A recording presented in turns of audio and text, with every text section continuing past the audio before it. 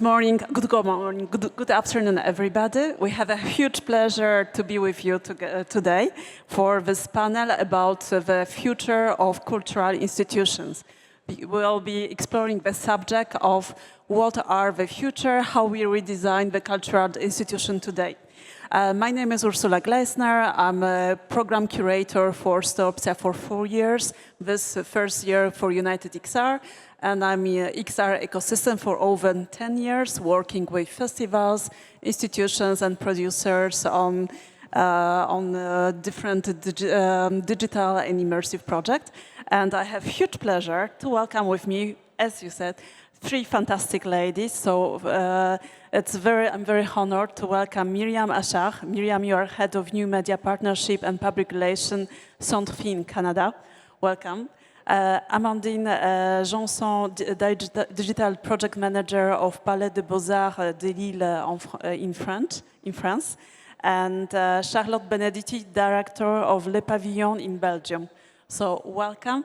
And we'll start this conference from the presentation of these 3 institutions so that you know exactly what they are doing. Myriam, please. Thank you. Hi, everybody. Very happy to be here. So I'm going to give you a bit of context of who we are and what we do in Montreal before showing you some visuals. So we have an ecosystem called FI. FI has been around for close to 20 years. We first launched a foundation for contemporary art in Montreal, in Old Montreal, in 2007. And the mission of this foundation was really to democratize the access to contemporary art. In 2012, we opened the FI Center, which is our home dedicated to mainly present exhibitions and experiences that are at the intersection between art and technology. So, for instance, we've been presenting virtual reality in Montreal for over 12 years.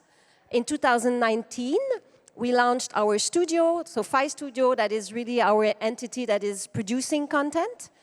Some of you may have heard about a project called The Infinite, which is a journey to the space station, co-production between FI and Felix and Paul. We have virtual reality camera on the International Space Station, and The Infinite was created from that content. We also launched in 2020 residencies. So we have residency in music, residency in contemporary art, and residency in immersive. And in 2029, we will be opening a new venue, and we'll talk about it a bit later, in Montreal called FI Contemporary, that will allow us to bring under one roof what we are currently doing in 2 different institutions, which is more contemporary art on one side and art and tech on the other side. And we don't want to make this distinction anymore. We just want to speak about art. The trailer you're going to see is mainly our accomplishment in the art and tech world. I forgot to say we also have a distribution branch, but we can also talk about that later. So it's really what we do in the art and tech world. You'll see visuals from our exhibitions in Montreal, but also visuals from exhibitions we did all over the world. Let's see.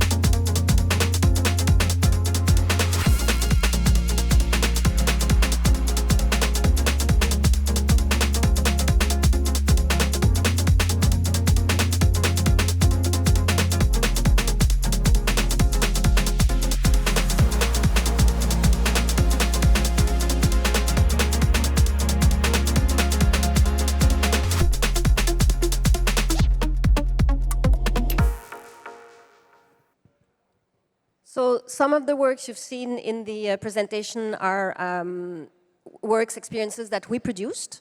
Some are works that we invited to present in Montreal, but always, at this intersection between art and technology. So that's fine. Thank you very much, Myriam. Amandine.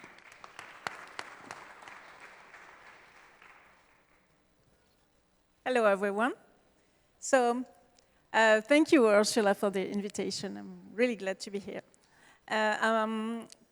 Talk to you today about the Palais des Beaux-Arts in Lille and what we do in terms of new technologies and new devices of mediation, communication also. Yeah. Is it working? Oh, yeah. This is our museum. Okay, so this museum has a history of over 200 years. It's considered as one of France's greatest museums because it houses one of the most prestigious European art collection. And since 2017, the museum has been engaged in a major program in order to rearrange, modernize its different spaces, the rooms where works of art are shown, but also all the spaces dedicated to comfort, services, and that's why I'm here today to talk to you about this new technologies and new devices. So you can see we have collections from antiquity, Middle Ages, until art of the 20th century. So the question is how we talk about these pieces of art today to the different audiences. So I've chosen today three examples of innovations implemented in the recent years in our museums. And those examples deal with digitized images of the works of art, the storytelling in a research purpose, and also the care approach, which is a really strong trend in the museums today. So at first, I'll talk to you about this device, which is our gigapixel space. And in this space, visitors are invited to explore a selection of works of art through ultra-high definition images that are made of several billion of pixels. So visitor can navigate, zoom in, zoom out, and then they get contextual information that are located and are predefined in the image. And doing this, visitors immerse themselves in the heart of the work of art, for example. And you can see very, very precise details. And so this is a way for them to dive into the material, to understand the context, the history, how the work of art was made, how the artist did it. And also what is important is that this device requires the visitor to engage himself physically because their interactions with the tablets are synchronized on the really big 4K screens that you saw earlier. So it's visible also for users that are just going in and out, or visitors also that are in the nearby cafe. So here the point is that innovation is associated with the concept of sharing, relaxing, comfort. And this is a new way of visiting museums today. The success of the device has been unwavering since its installation, with an average of 20,000 users per year. And also, what we noticed is that visitors spend between 2 and 5 minutes on this device. And this can be considered as a relatively long time compared to the times they spent actually in the different rooms in front of the real work of art. And then I'll switch to the next example, which is based on the storytelling. I would like to talk to you about these statues. In 2013, archaeologists made an incredible discovery of 4 Renaissance statues that were buried on the site of the future supermarket in the north of France. And those statues were in an exceptional state of conservation, preservation, and yet they were deposited to the museum in Lille to be stored, restored, and also finally 2 years later exhibited. And the 2 main statues, Saint Agnès and Saint Mary Magdalene, are now very, they are the stars of the Middle Ages and Renaissance rooms. Because the studio that is called Fearless Studio took up the challenge to create a video mapping based on a script that was written by the museum team. And this video mapping is projected directly onto the works at regular intervals to bring them to life and to tell their incredible story. So it's a visual... Yeah, Amandine, maybe will be, because there will be question about this, okay, about so, about innovation in museums. So maybe we'll come back to. Okay. So after that, Nice. we present the actually the pavilion, le pavillon in Belgium by Charlotte. So if Okay. Okay, so And I'll we'll talk come about back the to rest this later. because the other question after that will be in discussion. What are the innovation in exhibition? So it was like, so maybe we'll just, we'll come back to the slides, just like going to, we need to just clock, yeah. Thank you very much. Sure. So actually we are, so I'm going, so we will come back to the innovation because it's very interesting as well subject, but right now the presentation of Le Pavillon. Okay. Hi, everyone. Hello, and I'm very glad to be here, and especially because we are in Brussels and not far from Namur, which is the city where Le Pavillon is located. So let me speak about Le Pavillon and find, yes. So this is Le Pavillon. It's the former Belgian pavilion of the World Expo in Milan, actually, in 2015. And it was bought by the city of Namur and rebuilt on the top of the city. So what you see is the citadel, so it's a part of the city. And Le Pavillon is run by KIKK, and maybe some of you knows what is KIKK, but KIKK is a non-profit association based in Belgium, based in Namur actually, and we have a major event that is a festival that is, next one is in October 2026. So each year we organize this international festival dedicated to mix art, science, technology, society. It's a professional event, but it's also an event dedicated to a large audience and how we raise people awareness to the impact of technologies. And actually, the festival was the starting point for KIKK. So what is interesting for us, it's that we didn't start with a venue. We start with a festival, and it's quite different. So we could speak about it later. But as you can see, the festival started in 2011, and in 2020, we launched Le Pavillon. So yes, the building, I spoke a little bit about that, but the building is a totemic landmark. It's not a common venue, and it was not made for exhibition at the first time. So that's another interesting point to mention. And the position of the pavilion is quite interesting too, because it's a tourist site. You see there is a cable car, nice way to reach Le Pavillon. And Namur is a small city, quite small city, but the most touristic aspect of the city is the citadel, and we are located on this citadel. So we can say that we have a very mixed audience. And what we propose, actually, in Le Pavillon, it's the DNA of KIKK. So it's a mix of art, science, technology, society, but under the format of temporary exhibitions.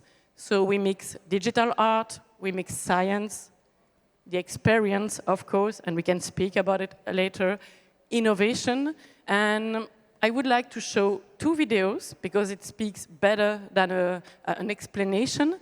And these 2 videos are 2 examples of exhibition we organize in Le Pavillon. So as I mentioned, we have only temporary exhibitions, and we can explore technologies under many, many different aspects. Sometimes it's a topic, the main start of the exhibition. Sometimes it's the way technology can open new experience and new narrative aspect. And the 2 exhibitions I will show happened in 2023 for Stellascape, about the space exploration. And the last one is Other Worlds Are Possible, and it explores the way that VR experiences could change the narrative format in arts. So let's start with Stellascape trailer, and no, it's not. Sorry, there? Okay. Or maybe later? Oh, let's see a little bit. No, there's no. Oh, yes, it's there. Sorry.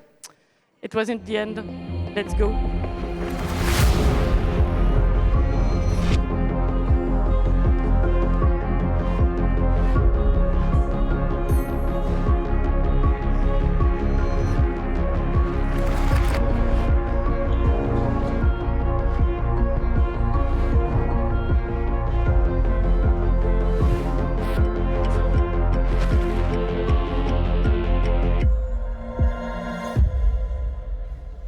So this one was a collective exhibition with many different artists, art installations, different experiences.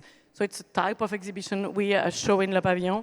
And the others is about VR experiences. Let's have a look.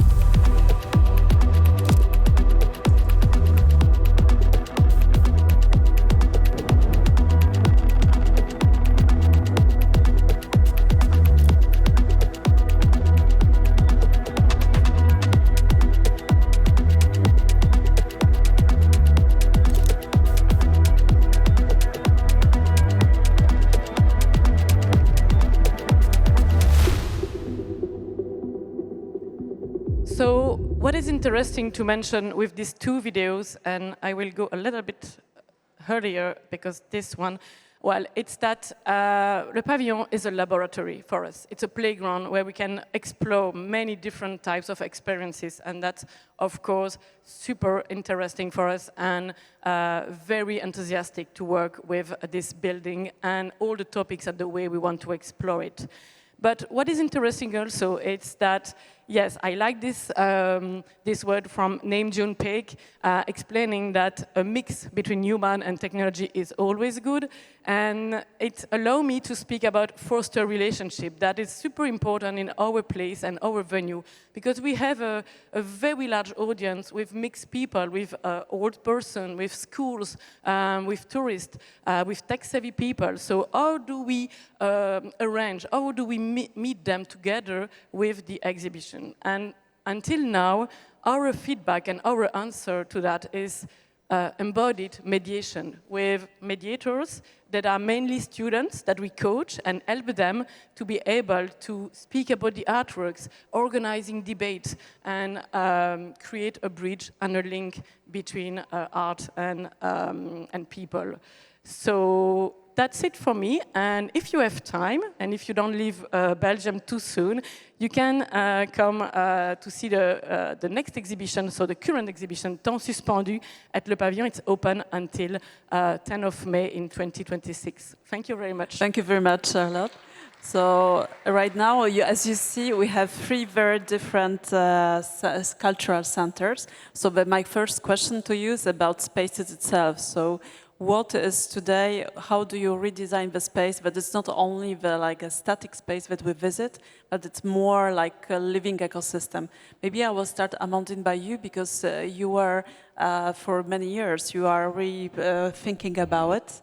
How to, yeah, sorry, maybe I will just. So what are the changes that you have done when we are redesigning le Palais des Beaux-Arts? Yes, we are constantly trying to redesign the experience of visit.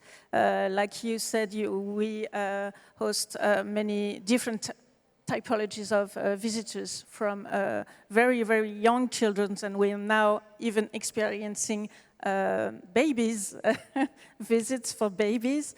And so, of course, technology is one of the answers, but it's not the only one. So now we are more in a balancing trend between digital mediation, but also a kind of mediation that uses more our senses, our emotions.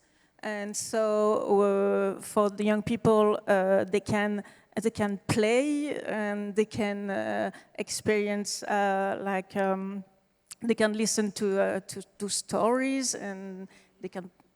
And for adults, we also experience very, very different kind of activities like that are dealing with also health and mental health too. So we organize regularly evenings with yoga classes, for example, relaxations.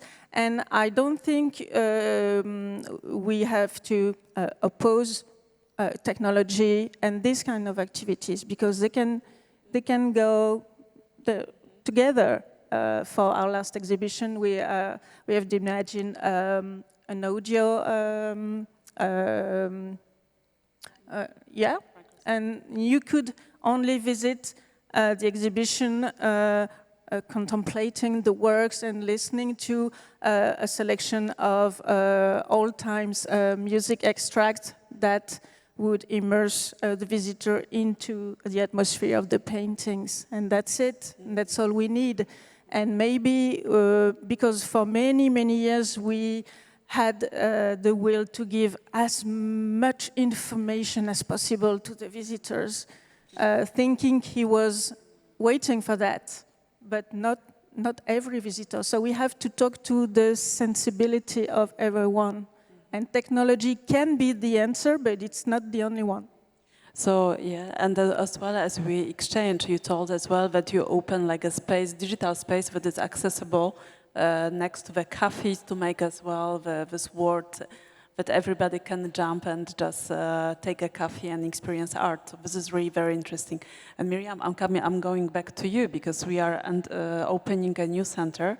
So maybe we'll show you the. So this is the new center. Can you tell us what is your reflection about the spaces itself inside the contemporary center? So what you see right now is it's a mock-up. It's not our new institution is not ready yet. It's actually being constructed right now. It will be called Phi Contemporary. As I mentioned earlier, we're currently operating in two different buildings, institutions.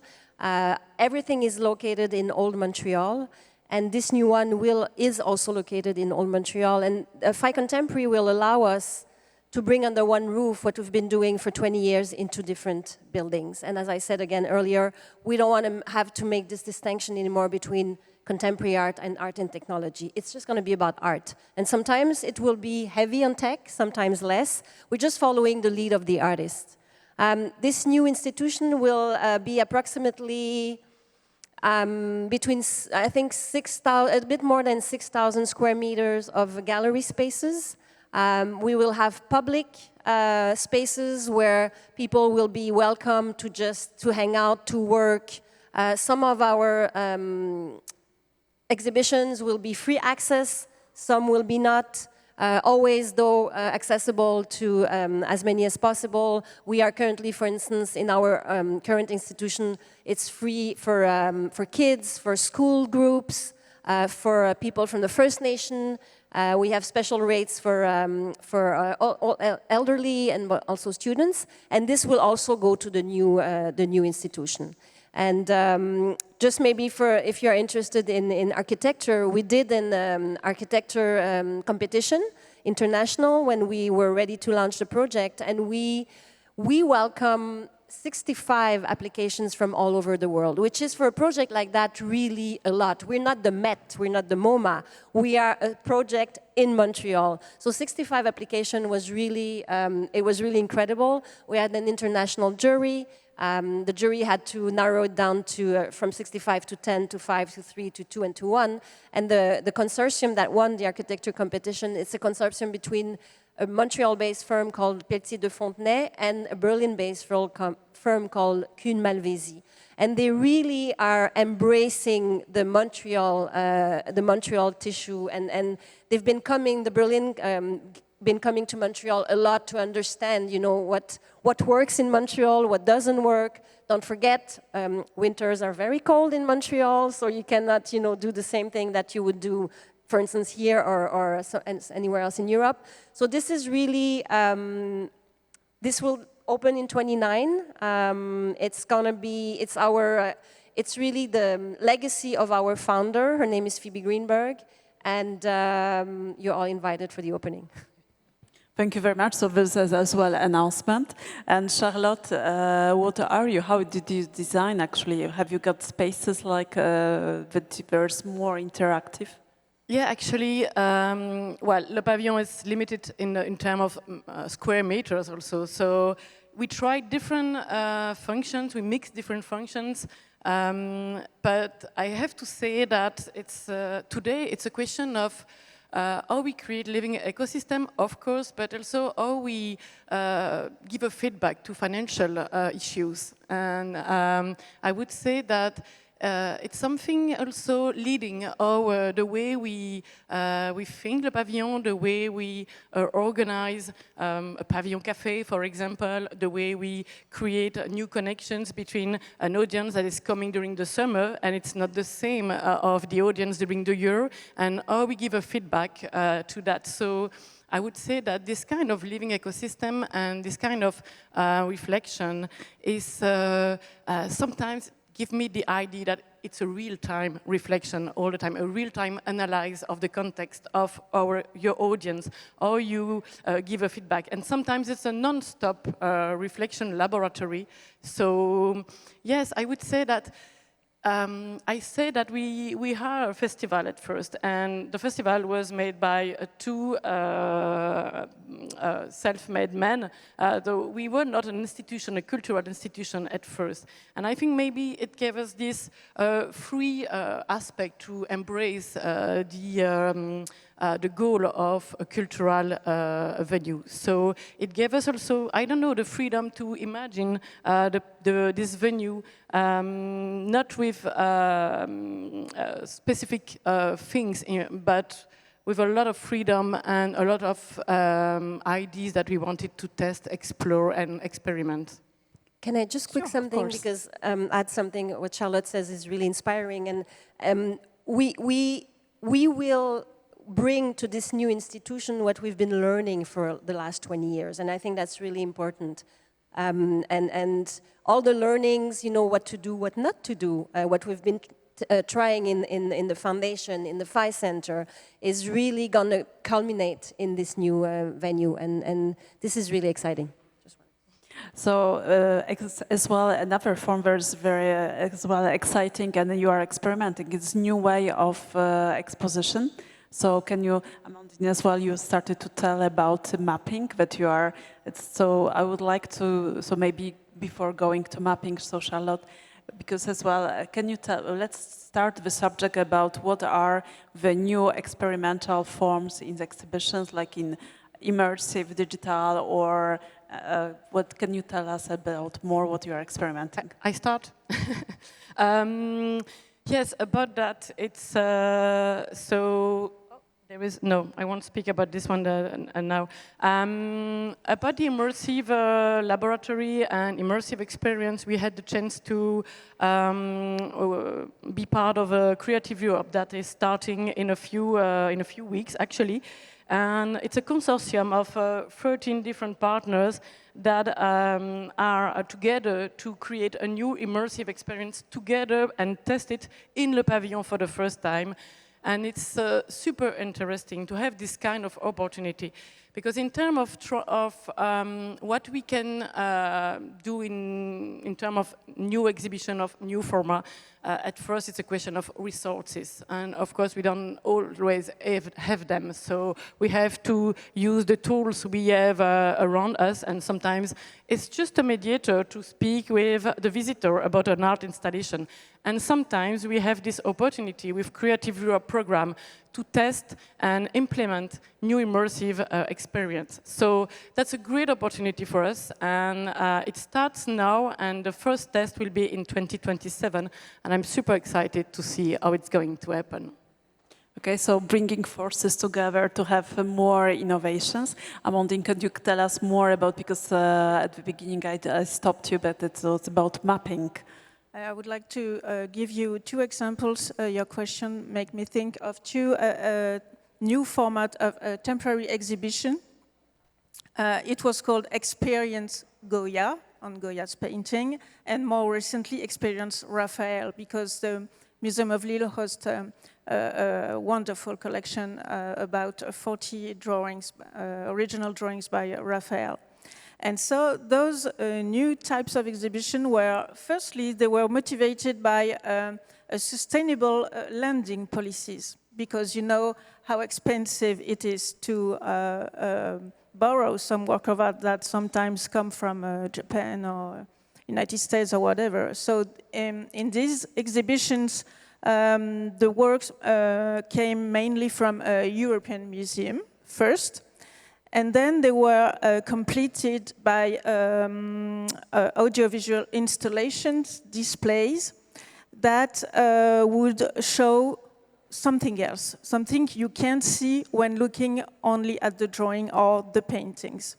So, for example, it showed the results of scientific research, like X-rays or stuff like that. And this type of thing really question the visitors, and usually audience love it. So that were two kind of augmented, as we could say, exhibition. And the digital devices were showing things you can even borrow from other institutions. For example, in a Raphael exhibition, visitors could virtually enter the signature room, which is located in the Vatican.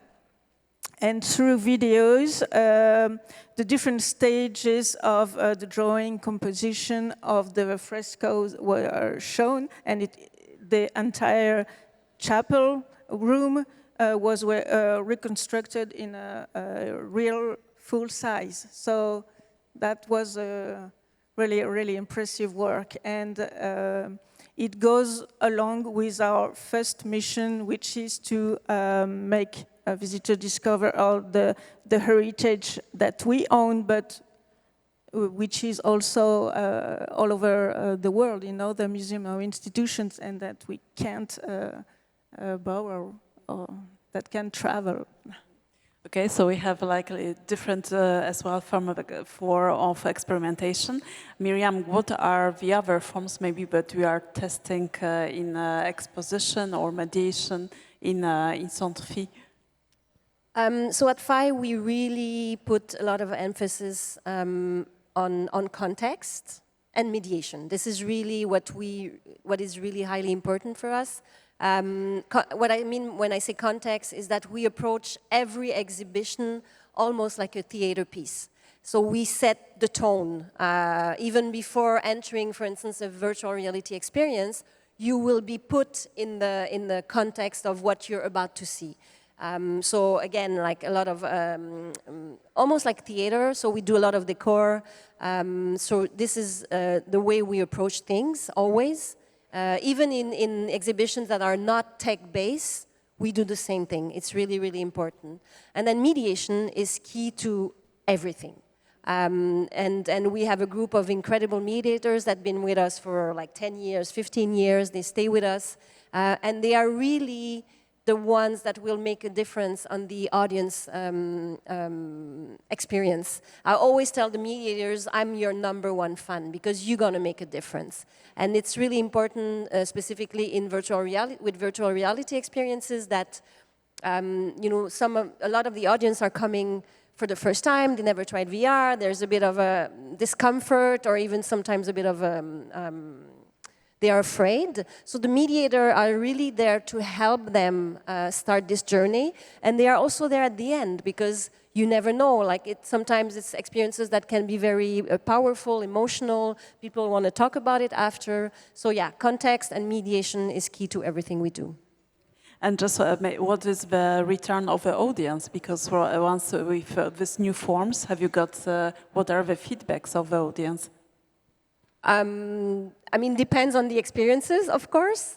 Some exhibitions are more successful than others.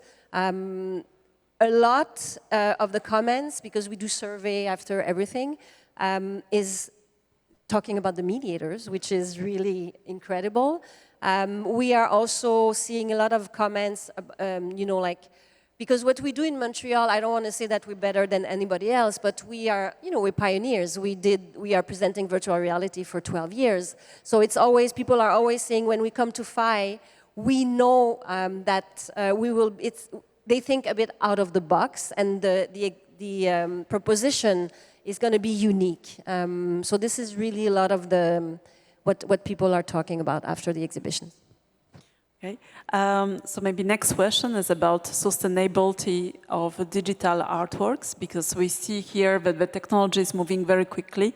So what do you do actually? How you see that to maintain the digital works, that the headset they are changing, sometimes the artworks that sometimes after they cannot be used anymore.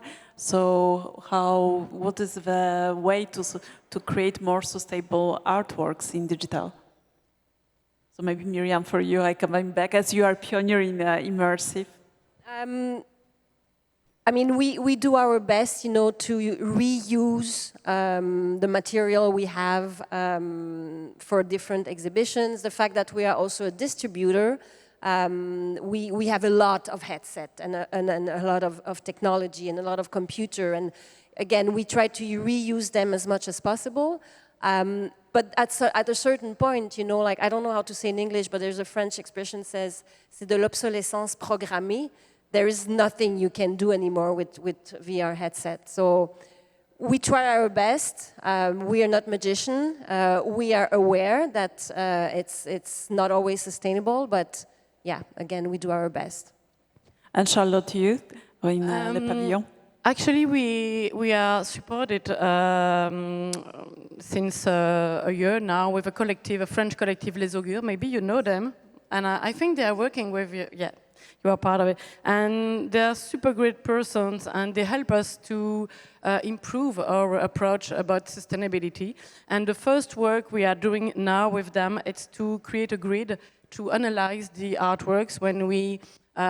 Well, I show a collective exhibition with different artworks, and when we organize the curation, when we work with the curator and we pick up the artworks, we have this grid now to analyze. And it's interesting because when we started this work, we were first starting about the conception, the transport, but also, of course, the conception of the artwork during the exhibition. But then the collective brought us to think about also, yes, but if you use AI or if you use facial recognition in an artwork, for example, what about the data? So what about, is it connected with a Wi-Fi? Is it a local network?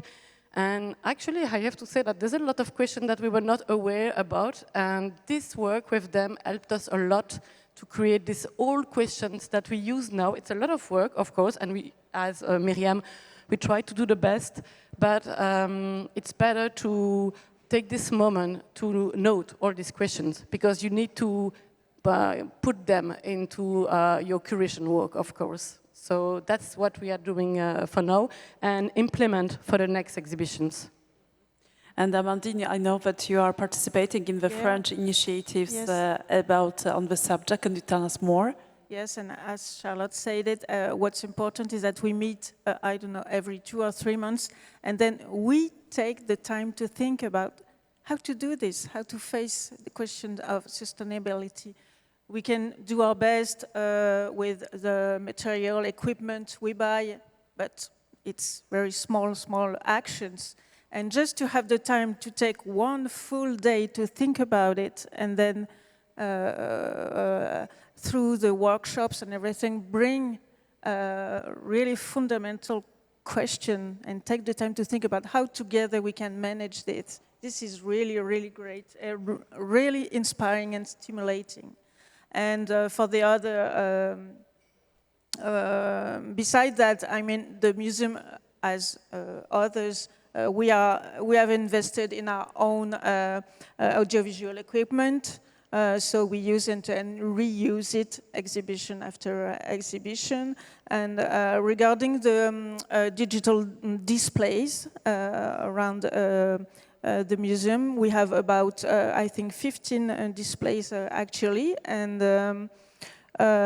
we have only replaced, I think, one 4K big screen and 2 iPads. And all the material is working, it's on every day, about 7 to hours per day. So we're quite satisfied with that. So next question is about artists. How do you support artists actually today? We know that today the context is more difficult. So I know, Myriam, I will start from you because I know that you are as well in production inside Scientifique. Can you tell us more on how we are supporting artists? So it depends with which vertical of FI. So if you talk about, for instance, the exhibition we do at FI, then of course we are paying a licensing fee to the artists. We worked with the artists. We are to make the context, as I was saying earlier, we are paying for all the costs related to an installation. We will invite the artists to come to Montreal. So this is the way we work with the exhibition we do in our houses, I should say. With the studio, then we are co-producing most of the time the exhibition, the experiences we are doing. So we have access to public funding in Quebec, in Canada. I think we're quite lucky because the scheme in Canada is not bad.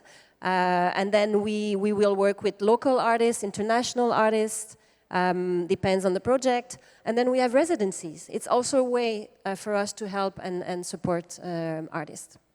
Thank you very much. And Charlotte, do you have as well residencies? Yes, of course. Our artists are at the heart of the project. And I would say, like Myriam said before, it's all about art. First of all, it's art everywhere. And of course, we speak about experiences, that's important, but the most important is to support artists and contemporary creation, show that.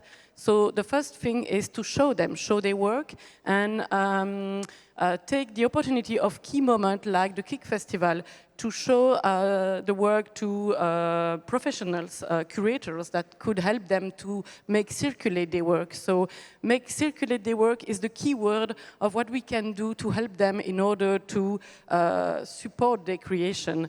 And in KIKK we also have a residency program because we try also to do more about the link between art and science and create more opportunities for artists and researchers to work together. So we have 2 residency programs in KIKK to help artists and support artists.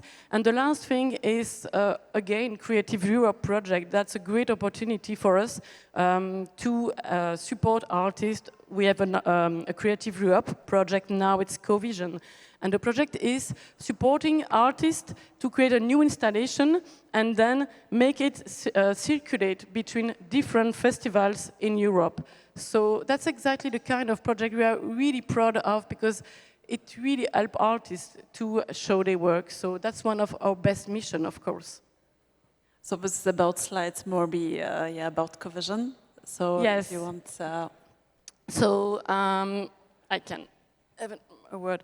So cohesion is a meeting between different partners, international festivals, and there are 8 different festivals in this project. But what is super interesting, it's each festival is creating a new creation, but supported by technical partners, let's say. But these technical partners help us in order to have sustainability guidelines, in order to have guidelines to create, help artists to create, link to the territory, link to the researchers. So that's great opportunity to mix together so many talents and learn from the others in order to create new installation and make them circulate again between our venues. Because I think one of the best issues and one of the main issues we have actually for a venue like Le Pavillon is to create more connections, to make circulate exhibitions, art installation, not create everything from scratch in our walls, but create great collaboration. So I'm happy to share with you this, this kind of project cohesion. I think I won't show the video because I'm not sure we have time. Okay, so thank you very much. So maybe last question to close it. Yeah, sorry, I'm sorry. Yeah, of course. To show 3 images. Yeah, of course. I have to find them. What I wanted to know, because we are a fine arts museum, so also one of our challenges is to build bridges between ancient forms of art and contemporary artists. Here it is. So now we are presenting 3 installations of the artist Felice Varini, which is from Switzerland and not Italy, but and they are displayed in this space, in this area, which is free of access. You don't have to buy a ticket to see those, and so there's 3 of them. This one, and so it is called anamorphosis, because you have to look at them at a precise from a precise point of view to see the exact drawing. So, and audience really love them, and on the social media, and they ask us regularly, is this going to stay? It's great. So it's an invitation, and it lasts about 6 to 9 months generally, and then it's like a form of carte blanche, as you say in English, I don't know, an invitation to a contemporary living artist. And actually, Amandine, do you have like art residencies for this new form of artists that they are creating in digital spaces and residencies? No, but it's like a residence because it was a long installation process. So it's like a residence. It's not in the form. It's not built like that. But the artist came and with his team, and they stay about a month, I think, to install the works. So it's like kind of a residence because the audience could see them working. That was very interesting too. Okay, so maybe to close this panel, the last minute, and maybe we'll try to take maybe one question. So, what are the trends that you see today that they are arriving? So, we talk about redesigning spaces, new way of exhibitions. But what are the other trends that you see they are arriving in visiting museums?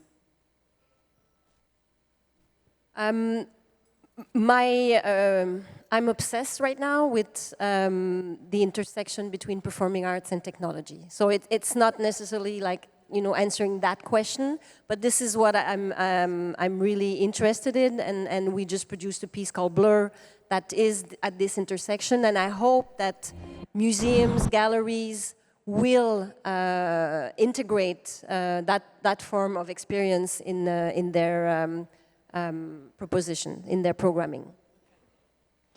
Charlotte? Yeah, I would say the same as what is super important for us. It's keeping supporting this mix between this encounter between art, science. At first, supporting new creation. And I think one key for us, it's this collaboration I mentioned with this format of Creative Europe project, but other collaborations, all collaborations between partners. And this kind of event is so great because it's a mix and it's a moment where we are all together, we can exchange, we can learn from the other, and we can also merge and bring stronger the field of art and creation and defend it. It's important. Thank you. And Amandine, what is the trend that you see?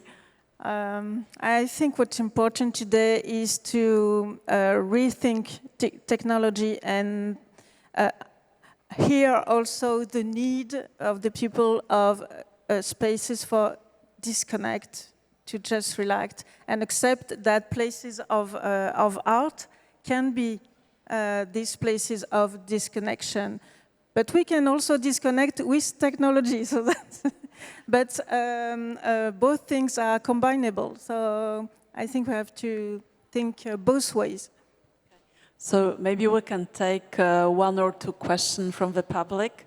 So maybe with the mic, I think that was here. Yeah.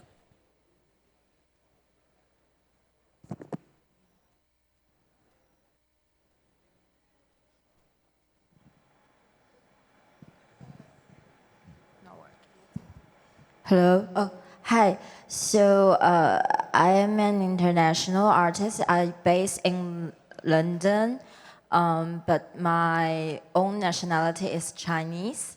So it's kind of outside of the European Union. I would like to ask, would that be something that you consider to have? And also, as an artist, we sometimes feel like those galleries and museums, they don't really accept artists to approach the organizations. Rather, the organizations will approach the artists instead. So I'd like to ask, like, how can we get contact somehow? Because sometimes many of my artist friends, they really have super good projects, but I feel they are being like kind of neglected, or like no ways to show their work somewhere and in a very emerging and beginning state. So do you have any site or suggestion for that? Thank you. I mean, we don't do open calls. It's really our curation team that is, programming team, I'm part of this team, that is really deciding on the artists we want to showcase. But I would say that by doing what you're doing, coming to that type of conference and building a network, that's how it works. Because even though we don't do calls, let's say we meet in a conference and then we meet again in the Biennale, and then you're gonna be somehow part of my network, and then that's how it works, you know, like it's for us at FAI, that's how we do things. I hate that word, but it's very organic. Yeah, to give another feedback, it's at KIKK we have open call for residency program, and that's really open to everyone. So for that open call is the occasion to send us your portfolio and your work. Otherwise, it's yes, we also have a curator, or we have the artistic director of KIKK with Marie Duchâtel. She was here, by the way. And yes, we commission artists, but I have to say also, because you mentioned China, but it's not China really, but this example is to show that we try to create collaboration. I was mentioning Europe, but also last year we were talking with Taiwan and KIKK, which is our artistic platform.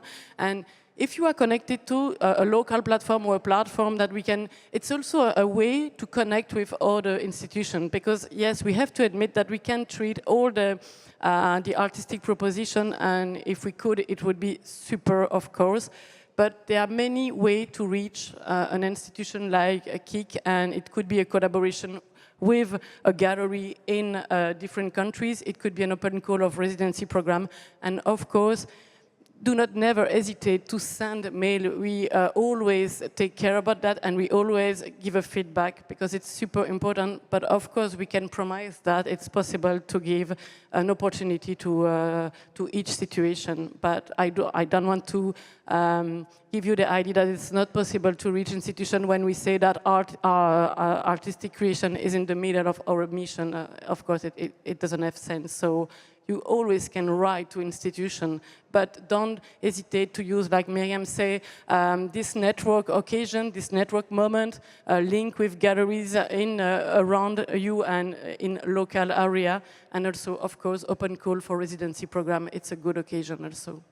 So I think the artists in the public, they know exactly what to do, and we are just finishing this conference.